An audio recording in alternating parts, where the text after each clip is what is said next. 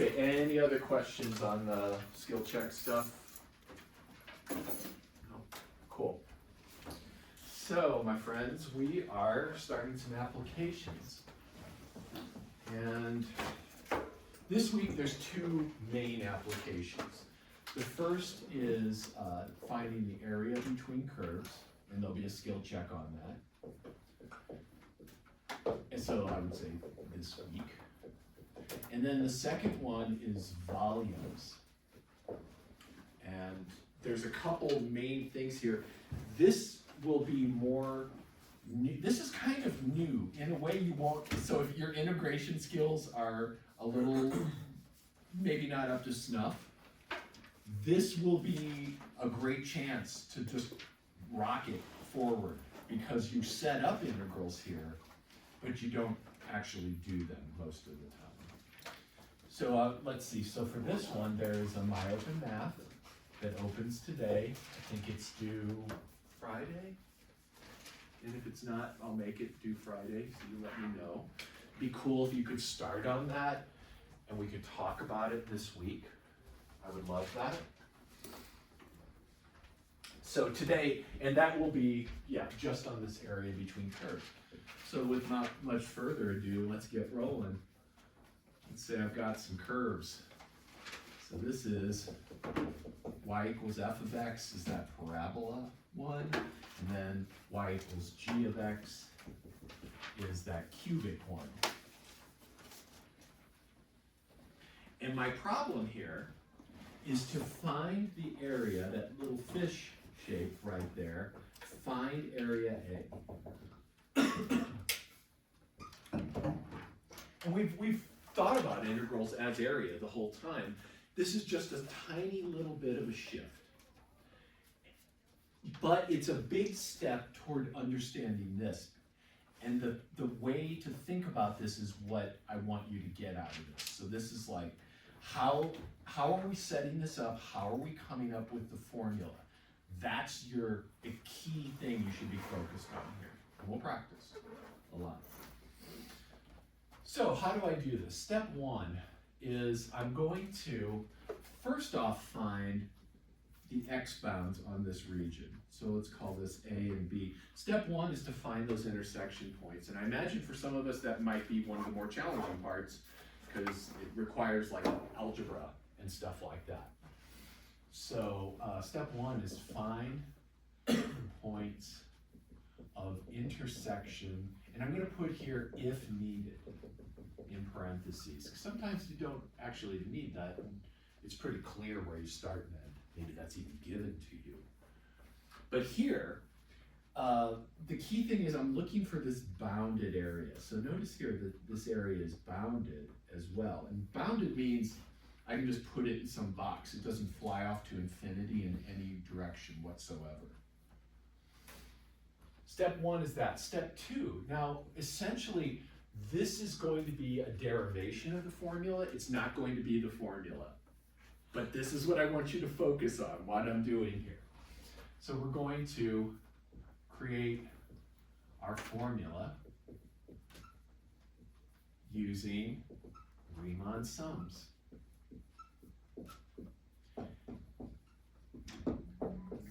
All these applications that we're doing for the next, up till break certainly, maybe a little bit right after break, all of these require you to think in terms of cutting things up and doing something particular with them. So what we're going to do is our normal stuff. Divide the x coordinates for the region into n parts. So this is that partition where I come down here. Let's see, what do we got? We got this. I'm just going to draw the little shape itself right now. Let's see, this is B, and this is A, and then that top curve, this was G of X, and this bottom one was F of X. Oh, and that should say A. And then I'm going to cut this into n pieces. Down here, we've done this a bunch of times. So here's x1, here's x2, x3. cut that up. Then what I'm going to do is, and let me make sure everybody's with me, still see folks writing. Quick story is, I'm going to pick a point out of each interval. I'm going to use a rectangle above that to approximate the area above that point. I'm going to add all those up, and then I'm going to let the number of rectangles go to infinity. It's the same story we always do. And you're going to see the story many, many times over the next few weeks. So cut that up. Step B is in each sub-interval, choose a representative. And I know you've heard this story before, and that's good. I want you to hear this story over and over again so that you could maybe tell it to your kids one day or something like that, or so you're like cat or whatever you end up having for companions in life. In each subinterval, choose a representative point, x sub I star. So here, let's say that this is x sub I minus 1, and this is x sub I right here. This is x sub I minus 1. X sub I is right inside there. X sub I star, excuse me. So I'm picking a little point inside there. Step C. Create a rectangle with width delta x sub I, so this equals the width of the ith cut. So that's this distance right here. That's delta x sub I, how wide that is. With base at height. The lower curve is f of x sub I. So here, let me show you what I'm going to do, and then I'm going to create a little rectangle. If I can draw it, I'm doing pretty bad rectangling. But I'm going to take the height at each of those points on the graph right above my representative, and I'm going to use those as the height of my rectangle. So this top one, how high is that? That is g of x sub I star high. And how high is this one? That's f of x sub I star. For C, you said x sub I is equal to the width of the... Delta x sub I is the width of the ith cut. Does that help, Cole? Yes. Cool. Yeah, that does look pretty weird there. So yeah, thanks for asking. So I'm going to put that little rectangle right there. And that is going to happen above each of these cuts. So in the end, I'm going to have a shape that kind of looks like this. I'm going to have almost a really poor resolution approximation of my original shape. Think low res. And so I'm going to have a bunch of rectangles that approximate that guy right there. With base at height, f of x sub I star, and top height, g of x sub I star.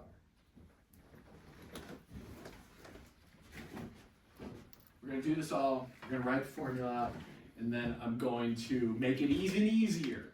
We're going to have a kind of heuristic formula that'll help us remember how to do this. Step C, or step D, is the area of the ith rectangle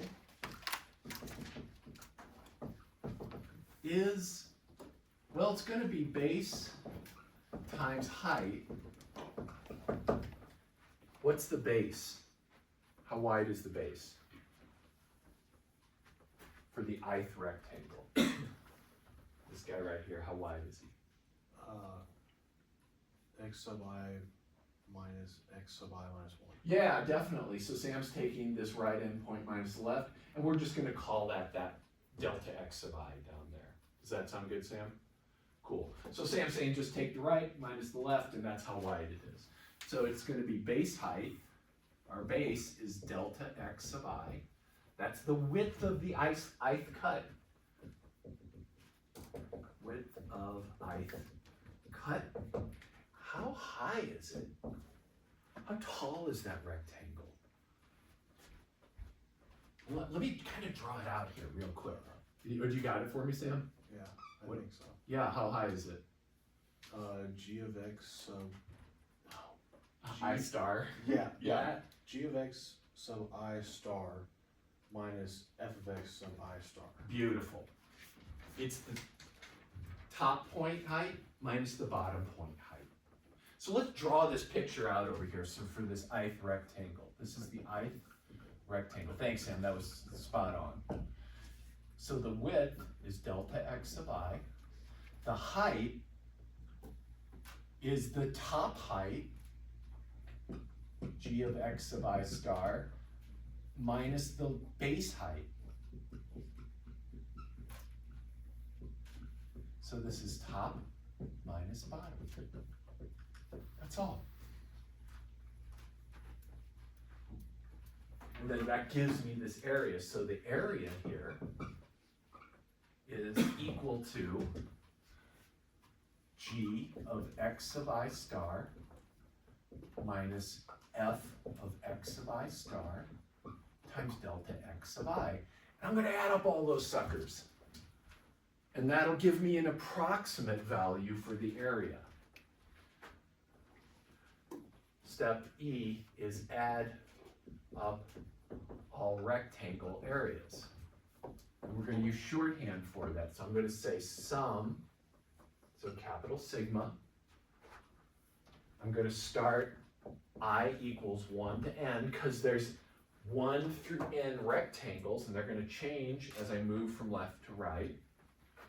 I'm going to put here g of x sub I star minus f at x sub I star times delta x sub I. And I got myself a Riemann sum.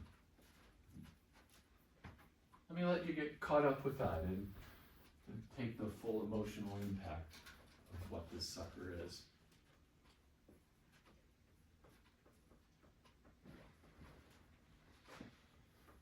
Looks cool. Looks like we're doing math. And then step F. Let the number of rectangles go to infinity. I'm going to ask you right now, so just like maybe lightly on your paper, make a guess. What does this look like when I let n go to infinity? What does it turn into? So don't say it, but just write on your page. When I let n go to infinity here, in other words, when I do this, what's shorthand for this whole process? Take a minute. Hint, it involves integrals, because everything in this class does.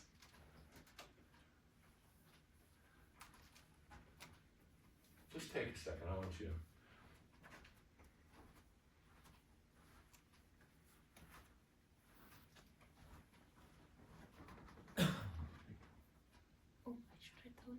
Oh no, just curious. I saw you mouthing it and I stopped you, so I was just like, Professor, yes. could you elaborate more on the step 2? Great, one formula using Riemann sums. Yes, I'm going to create. So that formula is that thing I just created over there, Quinn. With the ETH they're talking about? This is a sigma. Right. So that's yes, that's the summation. So that's sum of all these things. So this stands for let I equal 1. It's g of x1. Maybe if I write it out this way, you can see a little bit better. So when I equals 1, I just have top height minus bottom height times base width of this first rectangle. So that's actually the area of that guy right there. And then I add plus the top height of the second rectangle minus bottom height of the second rectangle times the base width of that rectangle. So that's the area of the second rectangle. In step 2, you're just saying to write that. Yes. Okay. Yeah. So I was saying, let's create it. And so it took a few steps to get there. There's kind of some setup with notation. And then this is actually the result of that does that help navigate a little better? Yeah. Cool. And so this is just these different rectangle areas added together in shorthand. When I let n go to infinity, and I'm gonna refresh your memory, you might have an answer right there. This part becomes the integral sign.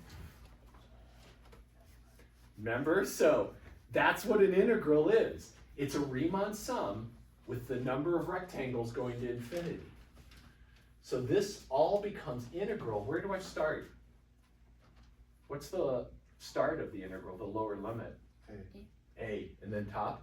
B. Yep, so it's the start and end of where the cuts begin and end. And then what about the inside? What does this become, the delta x? What part of an integral do we always have on the right end? Dx. So the delta x becomes dx, and the inside just becomes g of x minus f of x. And that's our formula. Yes, Quinn? When you're saying representative point xi star, is that like the midpoint between the? Could be, yeah, totally could be the midpoint, but it can actually be any point inside there. And this all works and gets you the same answer. Between like x1 and x2. Absolutely. Okay. Yep, perfect. Yeah. Thanks for caring. I love it. Any other questions? So if you're waiting for the payoff, here it is. Here's our area formula. Area equals this. Now let me give you a better form of it that you would use to remember. So like you're on skill check and you're like, oh geez, I don't remember what that goes. It's integral from start to the end, top curve minus bottom curve, dx. That's it. Top minus bottom. Start, end. And these will be the hardest part, probably.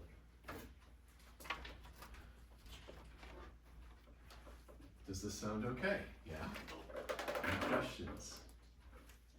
Let's do some games. I got a bunch of games I made up over the weekend.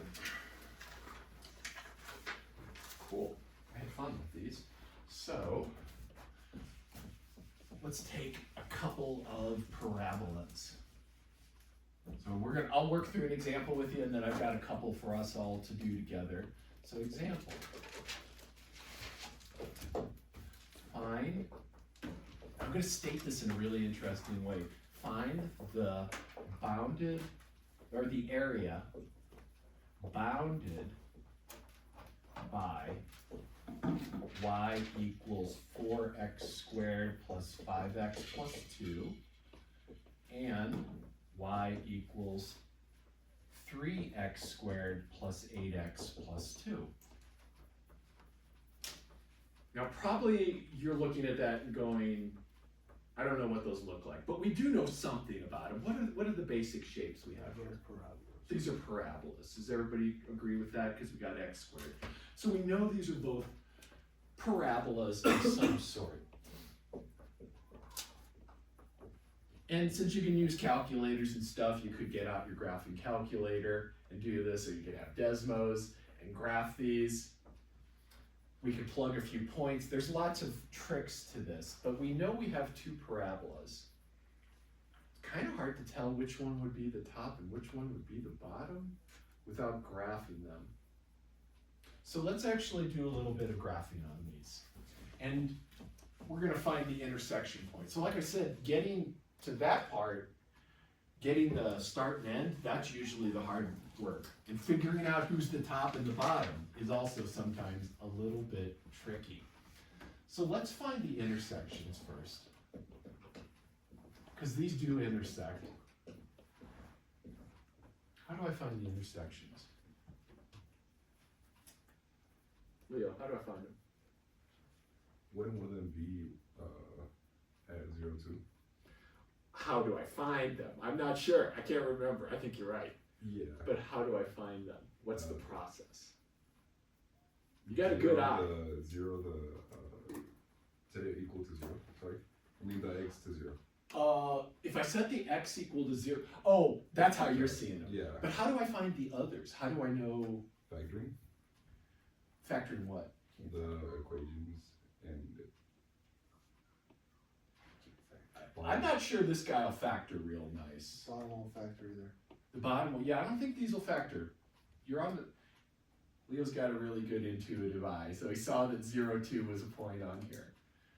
To verify Leo's claim, which is 100% correct, at every point of intersection, when two curves intersect, what's true about their y coordinates at those points? Same y coordinates. So we're going to set these two equal to each other. That's the step we're missing, Leo.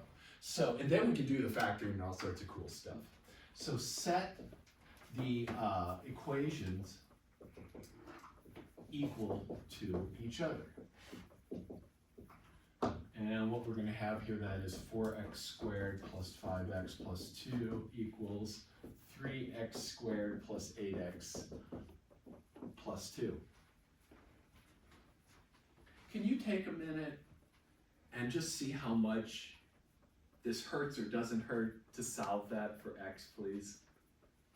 Find the solutions. And I'm curious how this goes. And then we'll talk about it. But I just want to give you a moment to feel the grind.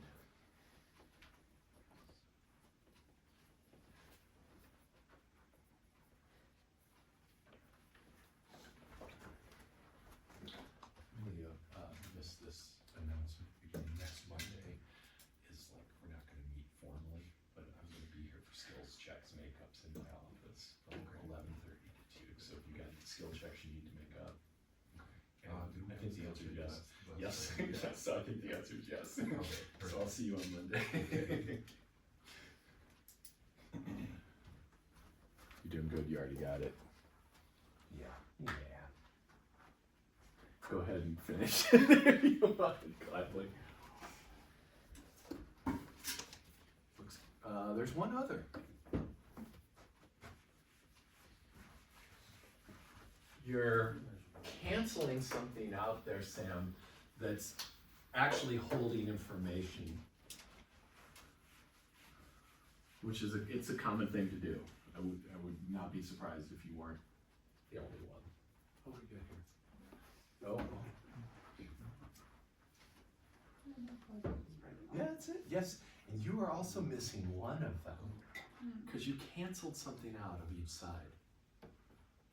Right? You canceled an X out. So I'm going to say pull everything to the left side and factor. Try factoring instead of canceling. Pull everything to one side, get a 0 on the other, and factor. And that'll tell you the one you're missing. I'll start working through this.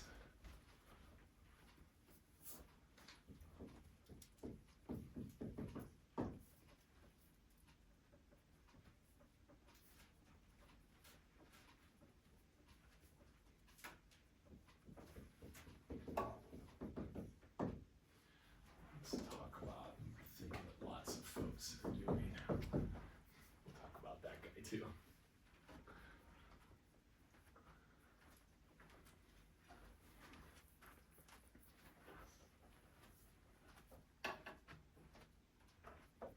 You should be getting 0 and 3.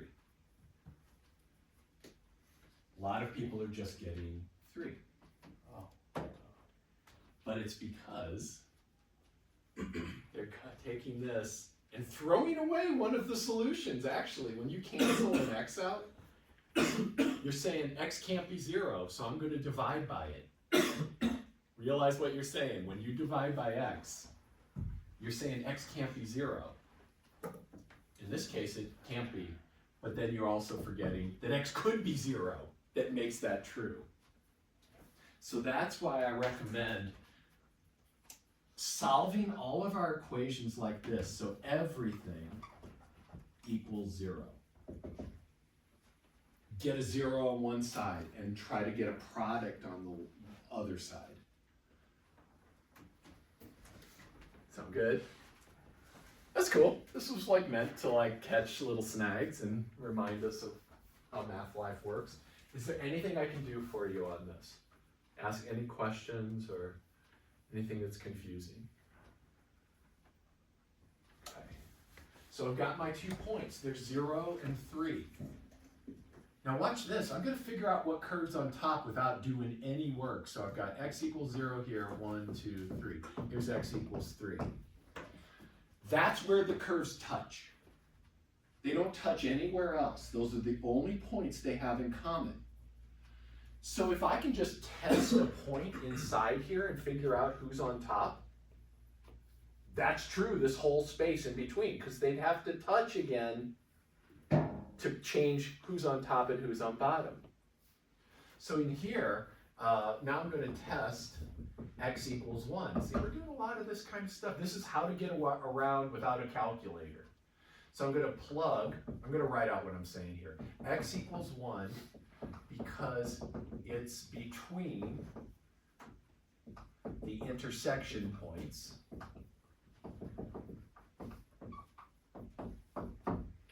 into each function. And let's label them so we know. I don't have a G or F here. And I'm going to tell you and recommend, don't remember that formula is f of x minus g of x. Top minus bottom. Think top minus bottom.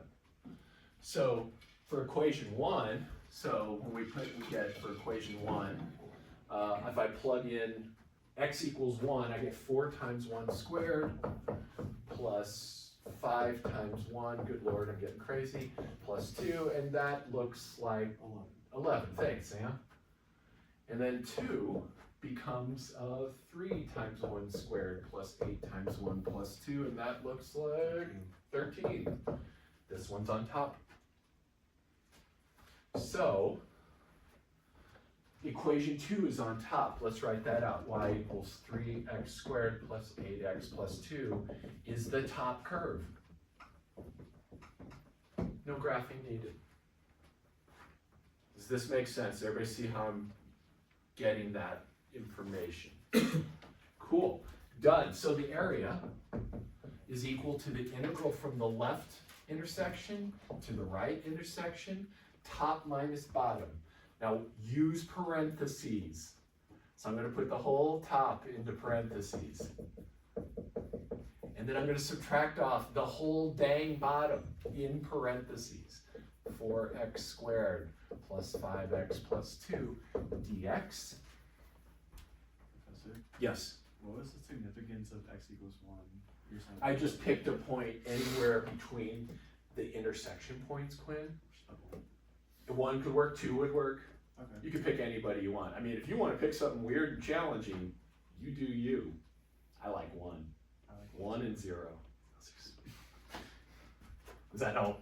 Yeah.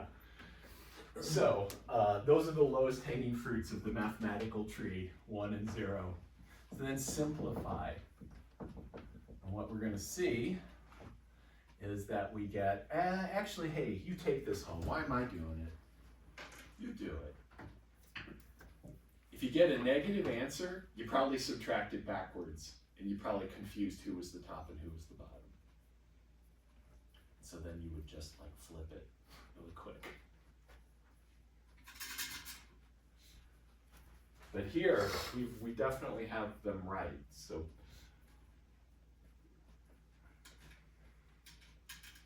We should get a positive number. What did it turn out to be? 1.5, 4.5, 9 halves. You do fractions like I like fractions. Big fan of fractions.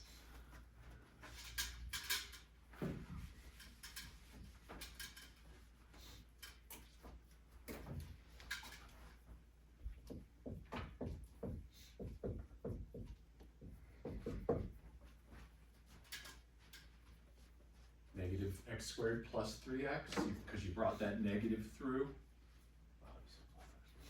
Look good, Sam? Cool. That's why we're doing this. This is great. Good. Gotcha. That's the pitch. I do pitches. This is how I pitch. Yeah. All right, I'm gonna keep cranking this out then. This should be cake at this point. Gotta love a 0. Because I'm just gonna plug in the 3 and be done with this. So negative 1/3 times 3 cubed plus 3 halves times 3 squared. And that is negative 9 plus 27 halves, and that is 9 halves. At least a little bird told me that.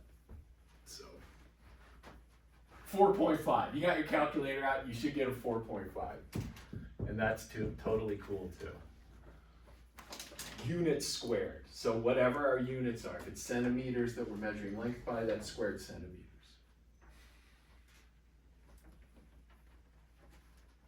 Time for you to do one.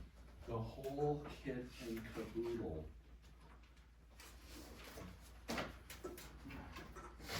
Now, this one, I'm going to give you a little bit of a challenge on it. It's the same ideas. I'm going to even give you the picture, but there's something you'll have to do here, and I want you to figure out what it is. It's a little bit of a step above the previous one. So find the area bounded by, and I'm going to give you 3 curves, but I'm going to put the picture up. That'll help. So the curves are y equals x squared minus 4x, yield parabola. Y equals x, yield diagonal line. And y equals 4 minus x. So I'm going to draw the picture. I want you to figure out where the points of intersection are. So the parabola looks like this. The line y equals x looks like this. So this is y equals x squared minus 4x. And then the other one looks like this. That's y equals 4 minus x. So let's talk before we get in here. What is different about this one? There's 3. There's 3 curves. So how would that change how I use the formula? Or how I change the process? Well, wouldn't you just go top minus middle minus bottom? Say that, how do you mean top minus middle So minus you had bottom? the formula up there. Is top curve minus bottom curve Yep. x? Always top minus bottom curve, Yeah. yes. Wouldn't you just go top curve minus the one in the middle, quote unquote? Which is the one in the middle? Well, I mean, there's 3 curves. Well, where's the middle? Or Like when you get this, the solid Yeah. number over there. Is that what you're saying? yeah, that's what. Well, so yeah, where would that be? Well, we would have to plug in the x. Well, give me a guess.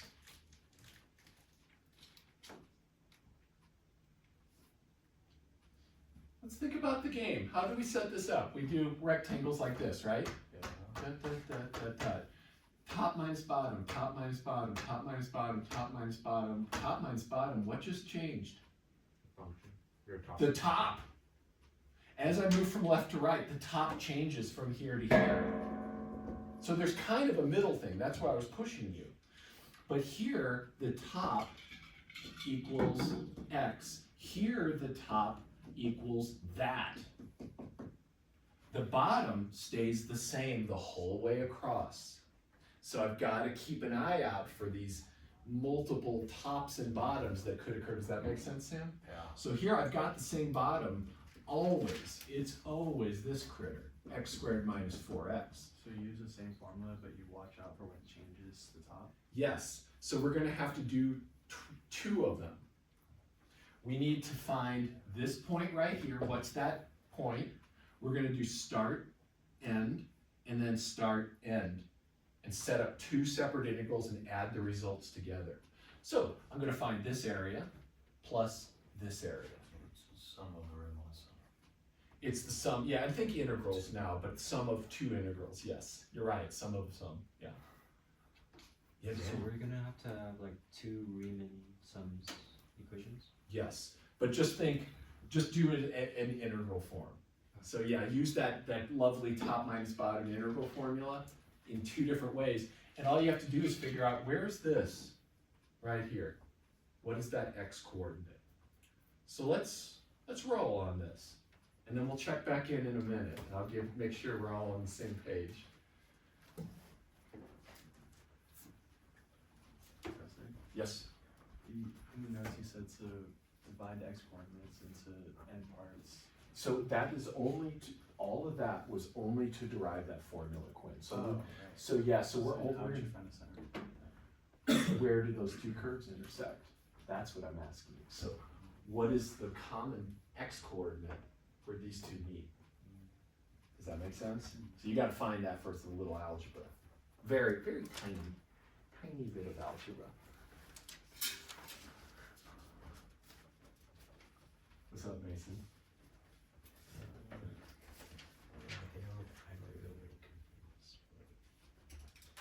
How do you find where two curves intersect?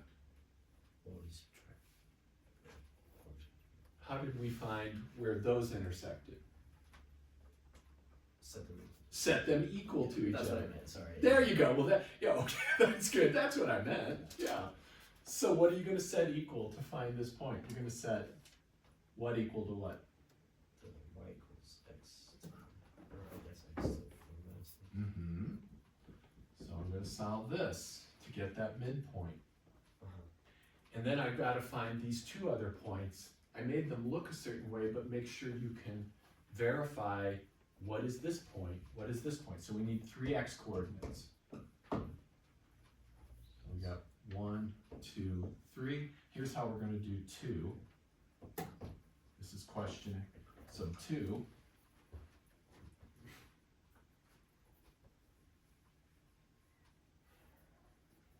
We have to find 3 intersections. So you got to take the pairs together. There's 3 pairings.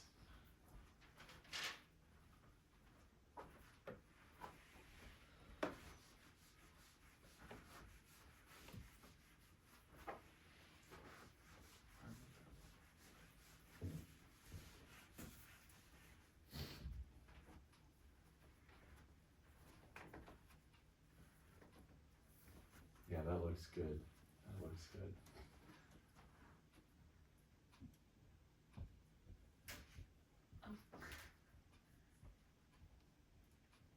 Oh, you're doing you're writing up the previous one. Oh wait, no, you're doing this one. Then did like that and then those these two equal each other. Oh, I see what you're saying. Yeah, this is good. Yes. Mm-hmm. Okay. Yes.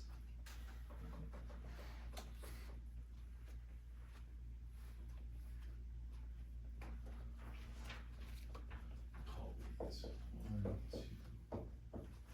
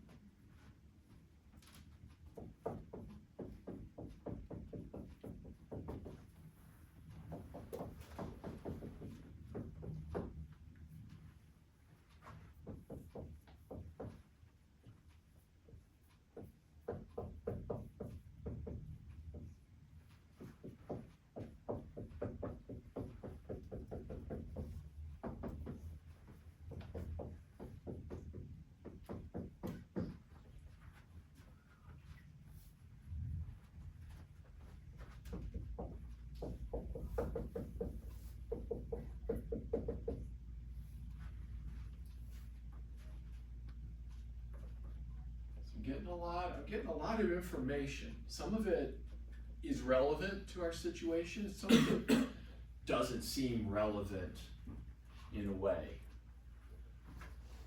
So let's talk in a minute. I want to get everybody here first. So the question I have for you, if you've got these 5 values, there's 5 values we can get out of this. What is up with the other 2? Because we see there's only 3 points of intersection in that picture. Why am I getting 5 pieces of data? Where are they coming from? Look at the shapes. How do the shapes act? What is not included in the picture? What would happen if I finished the picture?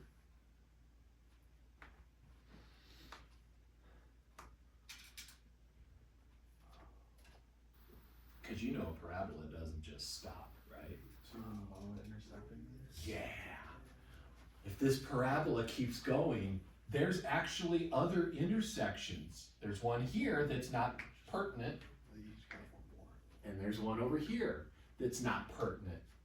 Which one is this? What's the x-coordinate of this one? -1. What's the x-coordinate of this one? 4. What's it? 5. 5. I think it's 5. It's the furthest one, right? Because I got 0 and 5, -1 and 4, and 2 Quinn, so it's the further of them. So would the limits, I guess, would A and B be 0 and 4, and then and then I guess the x coordinate, I guess would 1 be 0, 0.1, 0, we're going to start at yes, 0. 0, We're going to go to this one, which is 2, which is x equals 2, and then 3 is 4. and then this one is x equals 4. Let's stop. Let's make sure. How do we feel about getting these intersection points and then like what I can throw out? Because we have to like kind of think, right? We can't just grab randomly and hope that we're getting the right ones. So when you're doing these problems, you're going to have some MyOpen math. What a surprise. It's probably open in a few minutes. Get Desmos out and graph the stuff, right? Have a picture in front of you. Have that ready. So now what I've got is, and let me actually stop. Does everybody feel okay about these points? 0, 2, and 4 are our key points. 0, 2, 4. So I've got 2 integrals. So the area of this region, we're going to say this is area 1 and this is area 2. And I have to write separate integrals for them because the top changes. So area equals area 1 plus area 2 equals, let's just set up the integral. We're not going to do them. Start at 0, end at 2. Top curve is x, bottom curve is this parabola. Put it in parentheses. Top minus bottom. dx plus, now I've got a separate integral. This one starts at 2 and goes to 4. The top is different. The top is now 4 minus x. Bottom's still the same. And then I could do all that if we wanted to. Yeah, Leo. Is it x squared minus 4x or just minus 4? Thank you. Yeah, it is minus 4x. Yes, thank you. Yep. Good call. Appreciate that. And then just leaving those like that is great. We could do the calculus if we wanted to spend another 10 minutes doing the calculus, but we don't. Wait, how'd you get to figuring out which one we're talking about? By looking at the picture. I missed that part. Top, bottom, and top, bottom. You gotta have a picture to see that. I didn't actually do a test like I did on the last one because I gave us the picture. So then, what do we do all this for? If we just plug in the formula straight into the one we already knew? Well, what would you, with 3 equations, how would you use the original formula? Like you said, no. But there's 3 curves, so it's more than a top and a bottom. There's 3 things here, right? It's like, who's the top, who's the bottom? It changes. So because I've got 3 curves, something changes partway across. If I just had 2, then definitely that formula, rocket. But look how we broke it down, Quinn. We broke it down into a problem that's just that formula, because here it's just top and bottom for this whole region. Here it's just top and bottom, so I had to break it into smaller pieces and then use that formula. Okay. Does that help? Yeah?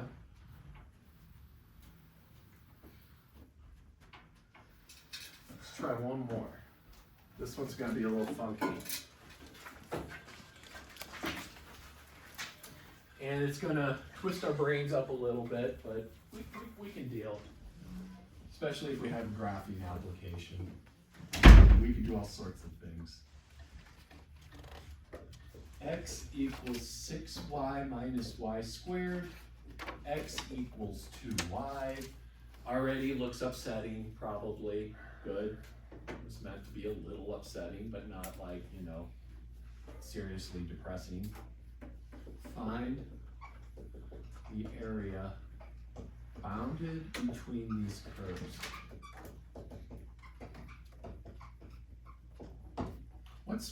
What's different here? Basically, the x and y seem kind of different than we're used to, right? So this you wish that was y equals that and y equals something in x, but it isn't. These are x is our output and y is our input. So it's like a flip over the diagonal in some ways. We've interchanged x's and y's. If this really upsets you, you could probably swap the x's and y's and go through it, you'll get the same damn answer. So if this is like super upsetting to you, swap the x's and y's and treat it like you already know. But let's push our brains and think in this space for a minute. Because it's a good thing to do, and in physics, you'll definitely see this somewhere. Probably in physics is the place you might see this. So let's just talk about this kind of equation. If I had x equals y squared, let's think about that. Here's y, here's x. Let's make a little table of values. So here I'm going to put y. That's my independent variable. That's the one I'm going to choose values for, and then I'm going to get an output. So y is my input. So y and x. Let's see. When y is 0, low-hanging fruit, right? 0, 0. When y is 1, the second lowest hanging fruit. 1. Beautiful. So I got 1, 1. Well, third lowest hanging fruit, y is negative 1, and then 1. Do we all see that? Does that work? Negative 1 squared. So I've got negative 1, 1. Got that. What do you think this is going to look like? What would it look like if it were y's and x's reversed? Parabola. Yeah, Daniel. It's like a parabola, but it's a sideways parabola. That's all. So it's just a parabola that goes like that. No big deal. Could you, I gave you one. Could you do the other one on that same picture? So where you're at, figure out what this guy looks like. Pick some points. What shape is this? Is there anything squared? There's nothing squared. There's no sines, cosines. So if everything's to the first power, what is that? Straight line. Get 2 points, draw the dang line. You can do it. Go forth and conquer. Just add it to that graph. It doesn't have to be perfect. Don't worry about perfection. Perfection's just a bullshit thing people make themselves miserable with anyway. Anytime I hear someone say, I'm a perfectionist, I say, oh, you like suffering. I see. Must be a very painful life.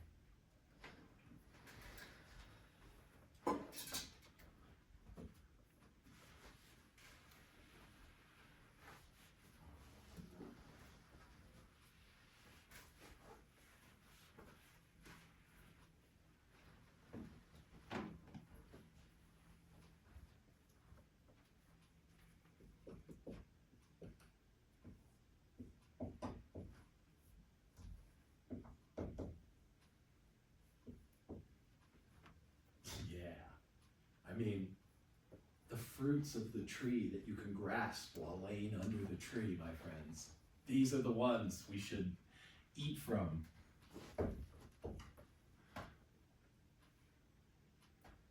Don't overthink it.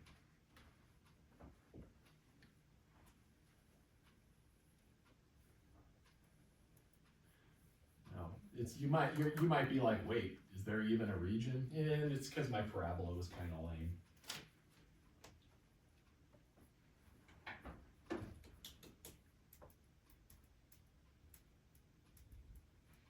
Did I get that right? Did I sketch it right? I didn't sketch it right. No, I can't even like read my own damn shit.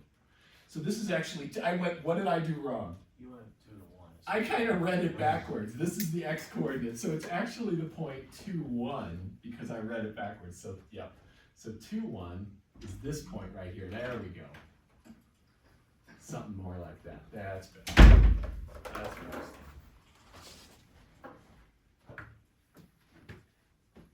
So don't do any calculus yet, but find the intersection points.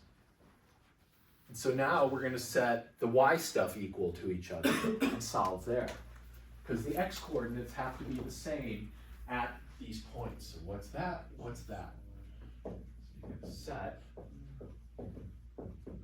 equal to 2y and solve. Let's do that.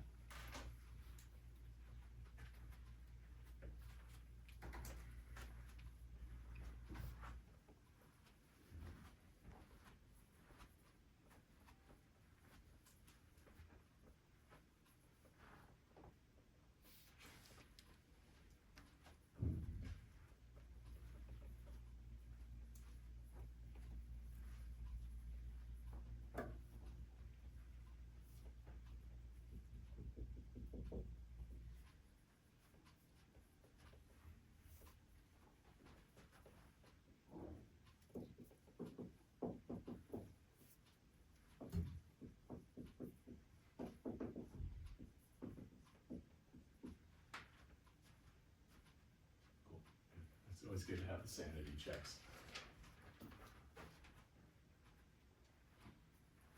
You gave me a subtle nod. Yes, I see. I see. Indeed. Oh shit! But this could. It's yeah, but that's. I love that you went for it. If you work that out, you would get a negative of the truth. You would get the opposite. But I'll show you why. This will make sense in a sec.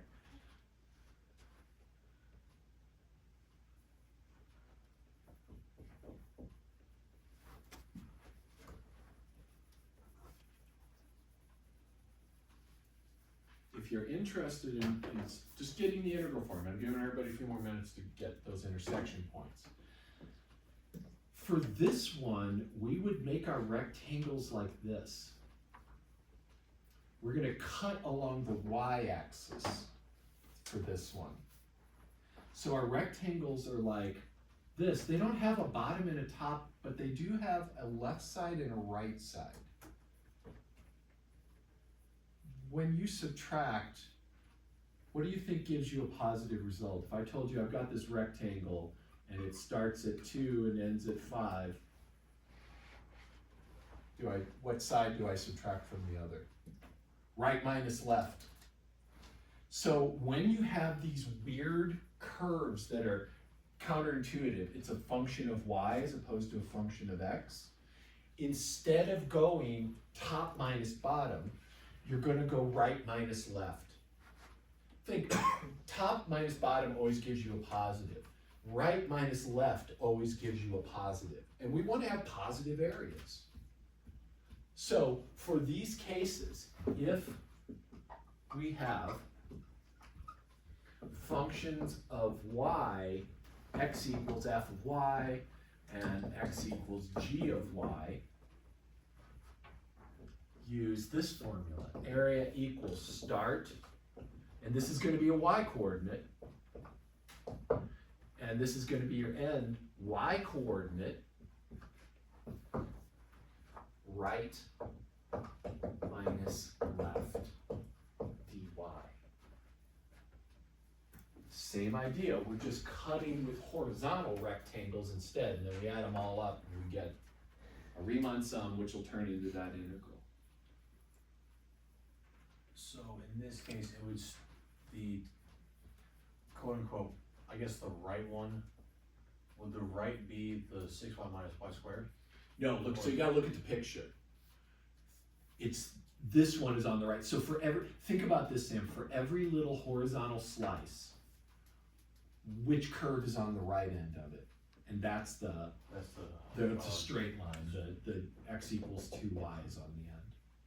Okay. Does that make sense? So you really need a picture, or you could do some testing like we did before, if you needed to. Okay. That makes sense. Okay, cool.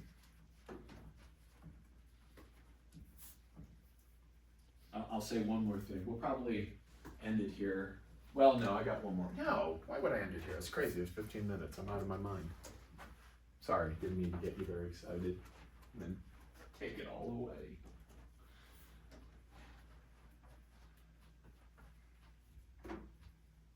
Let's talk. So first off, let's get this set up, and then I'll say what I have to say. So for this, it's going to be integral from 0 to 4. We're running horizontal slices from, I guess that's 4 right there. So these are pretty poorly drawn. We're running horizontal slices from y equals 0 to y equals 4. Slicing this way from 0 to 4. So I'm going to have dy, and then I'm going to have right minus left. For each of those slices, the end is 2y, and the left is 6y minus y squared in parentheses. Right end minus left end. Think the slices, make a slice. And that's going to be the thinking like in these slices is going to be a really powerful tool for Wednesday. I want you to kind of start thinking loosely about Riemann sums in the slicing process. It really is going to give you a great deal of insight. And so this is, sorry, do you have a question, Sam? Did you say something? Okay. This is, and we could do this, we're not going to. Whatever it is, right? It's like, I'll do it while you work on your other one, because I'm going to give you one. What's that, Sam? Oh, you're working it out in your head. Okay. Yeah, I'll come back and check. You can check against what I'm going to say. Let's talk about why we wouldn't want to do this. Why wouldn't I just try this? Because the way I got this information is that to do this, I would need to know for each x slice what is the top coordinate and what's the bottom coordinate. And here I could do that. Here I could go, okay, well look, y is equal to half x. So you tell me what your x slice is, and I can figure out what the y coordinate is. But here, it's not so simple. I can't easily go y equals blah in terms of x, because I've got that square. This just becomes a really nasty problem. You need to use the quadratic formula and stuff. You don't want to do that. To solve for this y in terms of this x would be brutal. So you might want to put a note on this. We use horizontal slices because vertical slices require us to solve x equals 6y minus y squared for y in terms of x. And that is not a pretty thing at all. That's a very unpleasant thing. You'll use the quadratic formula. You'll get two answers. You got to figure out which of the plus or the minus you want. We don't want to do that. So let me give you one more. Let's just set this up. That's all I want you to do. Don't do the unless you get done early and you're really rocking it. You're going to be really happy with me, I think. Unless you're already so unhappy with me that you could never be happy with me again. But I did make a sweet one for you all. So, find the area bounded by x equals minus y squared plus 2y plus 3. Not a surprise, kind of sideways parabola. And x equals minus 2. Let me draw the picture. This is a very kind, what a kind man I am. I just pat myself on the back all the time. Well, what a nice guy. So this looks something, there's like a parabola, and then there's this line, x equals minus 2. And it's just a vertical line. So x equals minus 2 is a vertical line over here. This parabola sits over here somehow. Your goal is to find the start and the end of these slices you're going to take. And then you're going to do the right minus the left. So your step one is, where do those two touch? Find the y coordinates. This is y equals what? This is y equals what? Let's first find that.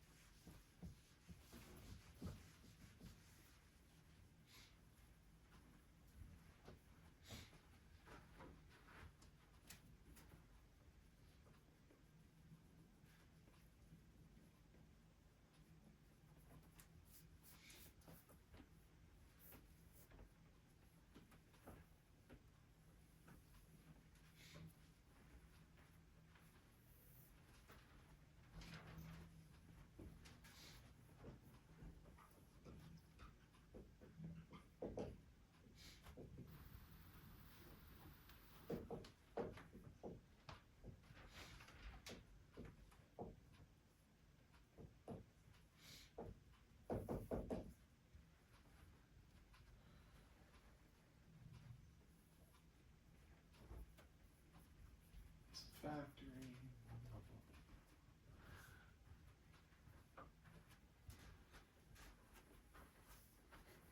You already got it all. Did it? Yeah. Oh, that's okay. Good, good. That makes me even happier. I kind of thought it would be something different, but I'm happy it turned out like that.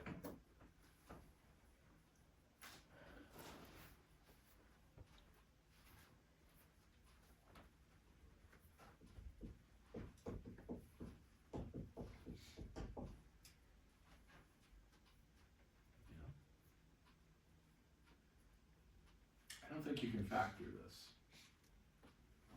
How do you find solutions?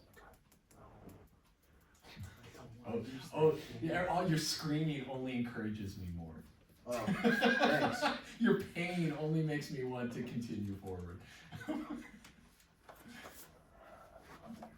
How do I solve this? What is the formula? No.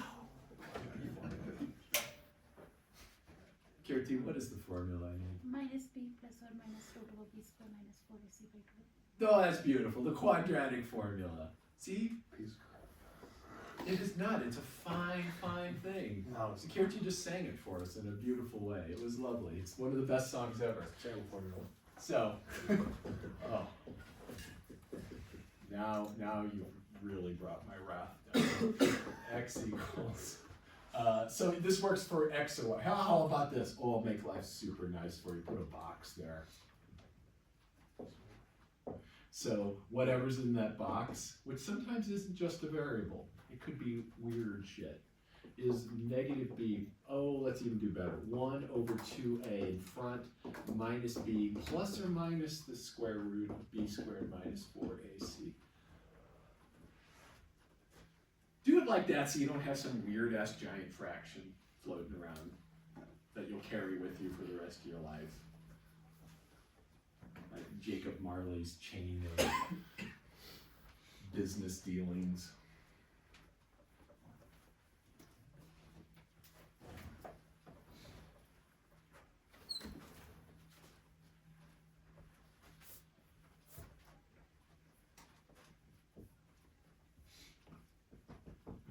case there is any question as to what is what there, A is -1, B is 2, C is 5.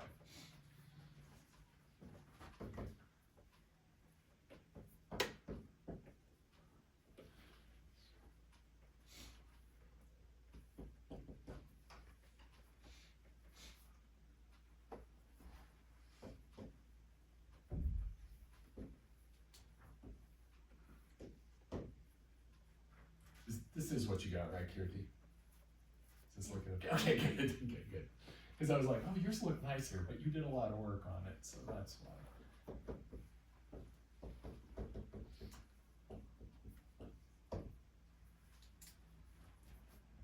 Oh, so many good things.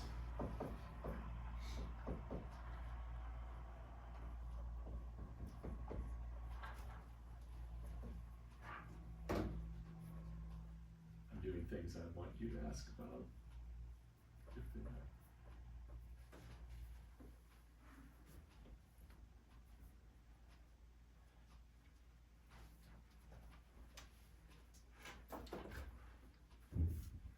This is what happens when you don't like the quadratic formula, Sam. So you shut the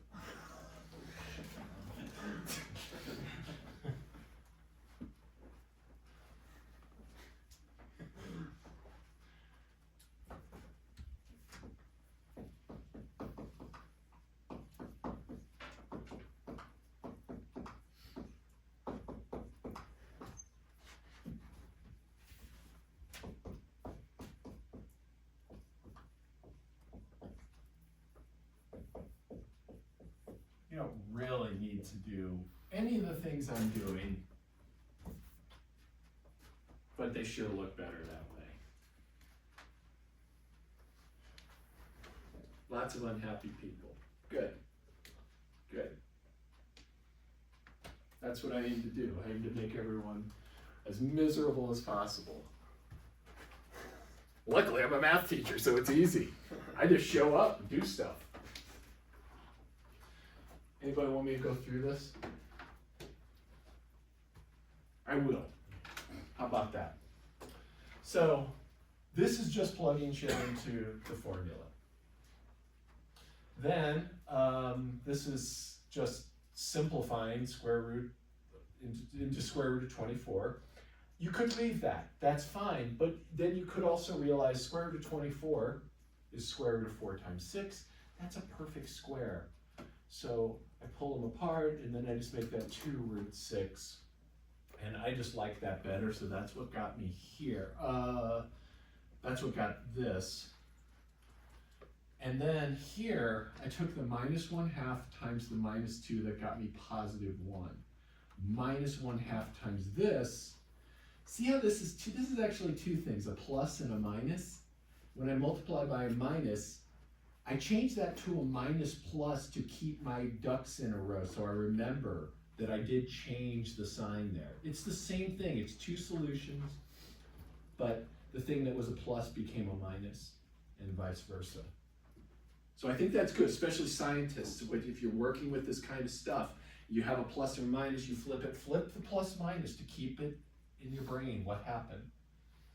And then when I pulled this, the 2's cancel, I got that prettiness. Which one's the bottom one, which one's the top one? So I've got two answers, right? I've got intersections. I've got y equals 1 minus root 6, and I've got y equals 1 plus root 6. Which one's the lower of the two? Minus. The minus, right? This, you took something away from one, here you added something. So this is my lower limit, this is my upper limit. Upper. And so my final answer, sorry, we got, write it up, area equals integral from 1 minus root 6 to 1 plus root 6. Right curve is the parabola, minus y squared plus 2y plus 3, minus the left curve, minus 2. Parentheses. And then you get to enjoy the rest. I don't think your problems on myOpen Math are quite that ugly, but I can't promise. I'm gonna go change your homework completely. Damn it. So that's it, friends. So, I love the quadratic formula. oh, that's good. Oh, okay. Oh, you love it, huh? Okay. Well, then I'll add some more. I didn't know you loved it so much. All right. See y'all on Wednesday.